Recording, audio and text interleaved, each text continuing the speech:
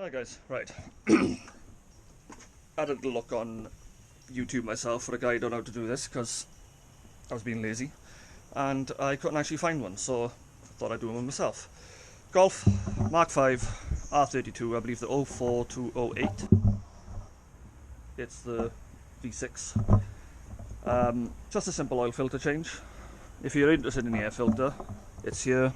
It's a Phillips head screw, 5, 6, 7 of them or so. Undo this pinch clip here. You'd be safe to undo the MAF sensor clip, safe breaking it, not a very long wire. And that's your air filter off. Now, it's not a hard job at all. I recommend it to anybody that's got a set of spanners really. I mean, you can literally pick up a Halford's toolkit and off you go.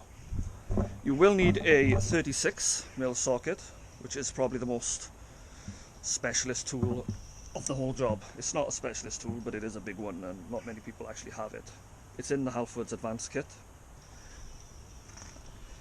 Now, simply undo the drain plug. It is a 19.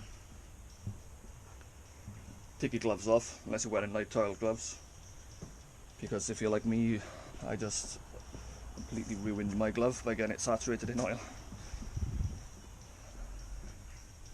Undo that, let the oil drip into a pan. Don't put the screw back in until you've put the oil filter in at least, because it takes a good while to let it all drip out. Oil filter housing is located, let me just show you.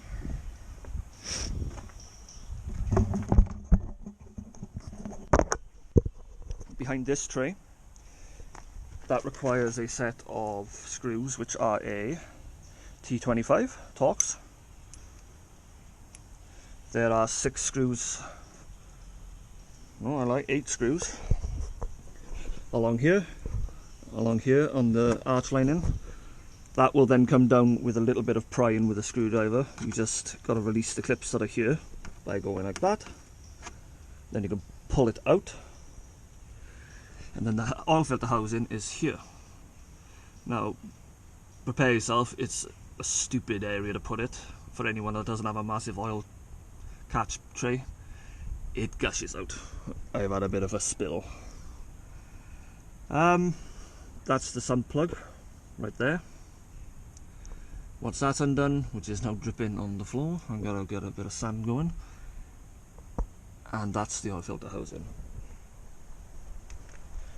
Now I'm going to assume you haven't done an oil change before, so don't shoot me for treating you like a moron. You need to take the oil ring off. They come new in the kit with the oil filter. It's just a precaution over the top, but you get one, so do it. Small screwdriver, pry it off. Lube the new one with clean oil. Helps it not stick when you're putting it back on, like rubber would. Oil filter gets pulled out by this little prong, and the new one goes in. It's advisable to clean it up, just so there's a bit of contamination going on.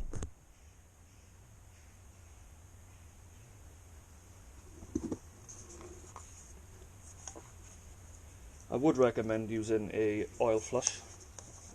This is a premium car worth a bit of money still, so it won't hurt to put some oil flush in, run it up to temp before you drop the oil. It just helps get that little bit more of oil out of the engine. The cleaner the oil going in, the better.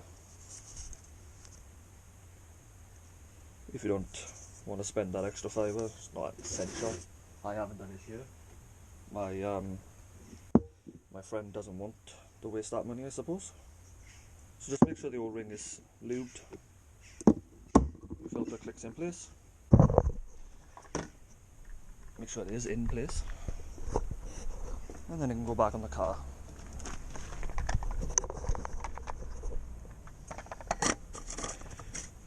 Do not cross thread this.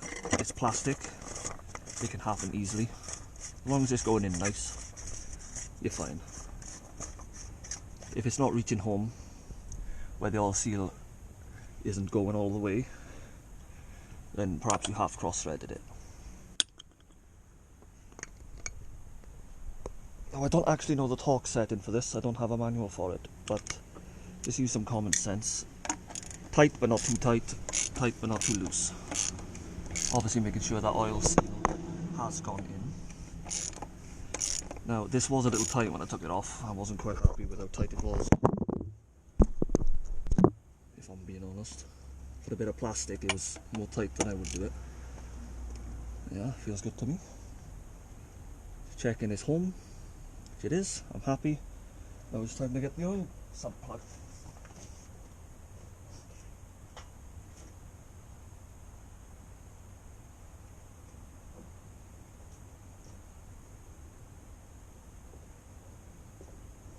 Sometimes they're magnetic, it doesn't appear to be in this case. It's not tracked into anything. But sometimes they are. Either way, give it a wipe off so it's not still covered in oil. You're just helping yourself not have any contamination.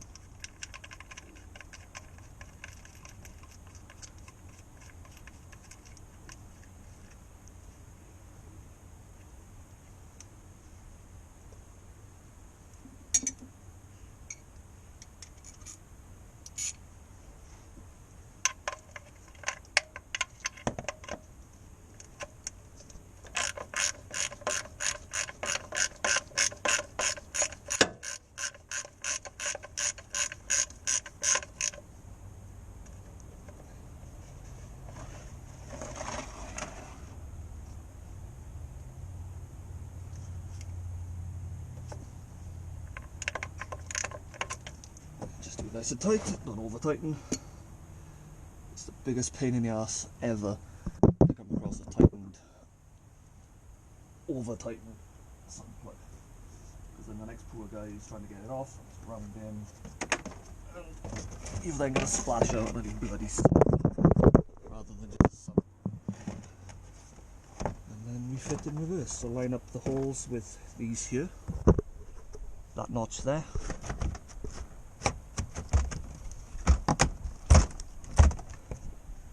Click it in place, doesn't come back out.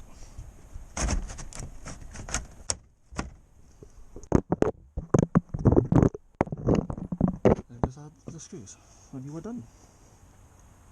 Nice and easy.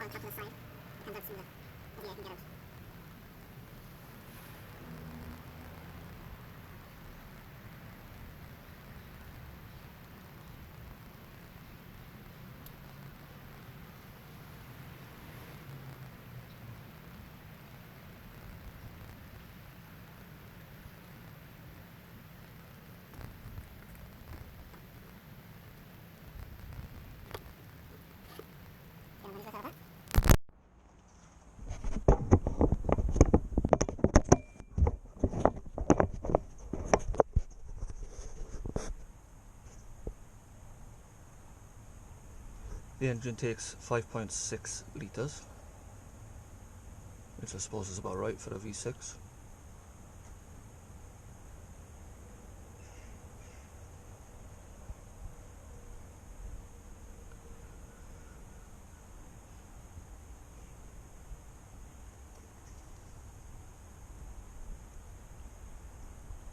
In a moment now I'll add the last 0.6, but it's a good bet to check the dipstick.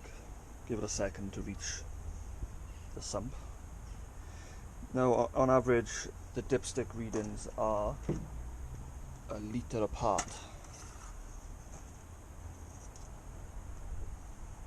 On most cars that is anyway. And check for this specific engine.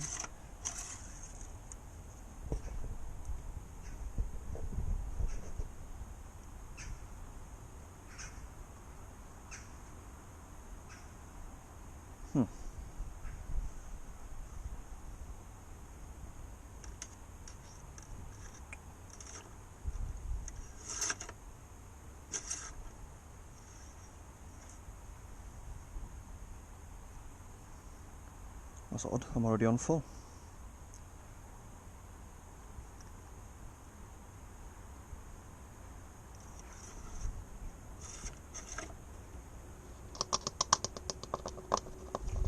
In a little bit of disbelief that I am on full, I'm going to run it for a couple of seconds. Hopefully it fills its galleys a little bit, and letting it settle, then I'll double check it, which is always a safe measure, especially on a car that gets driven hard.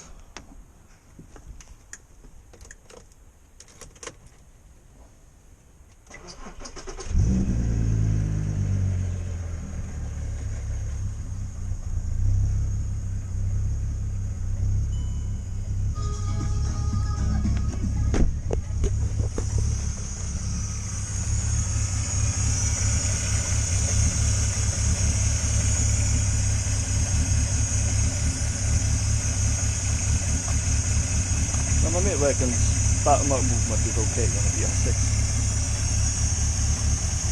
I'm not keen on it myself. I think that's a lot of movement,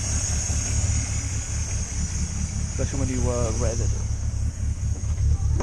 I've told him to get a upgraded engine mount.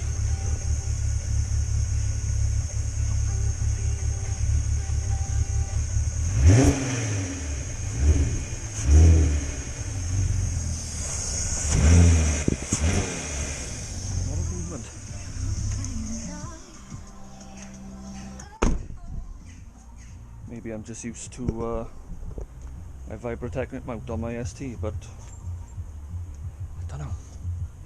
It's just a lot of wiggle, isn't it? Right, we'll let that drain out, down back to the sump now.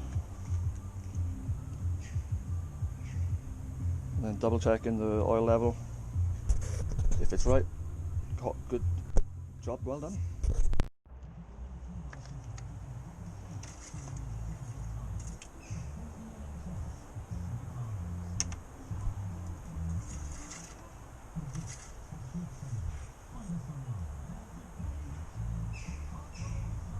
See, now it's wanting that 0.6.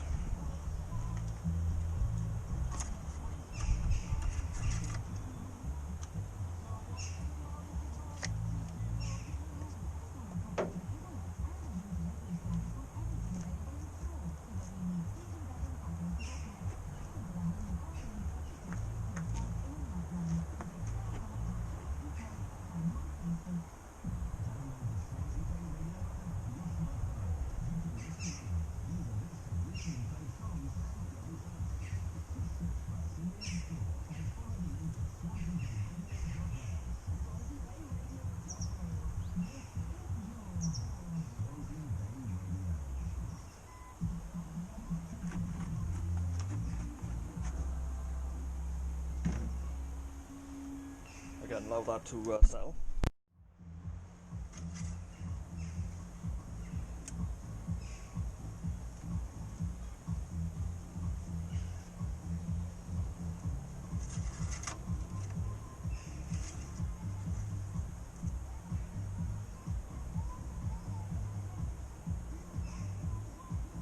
I'd say that's bang on.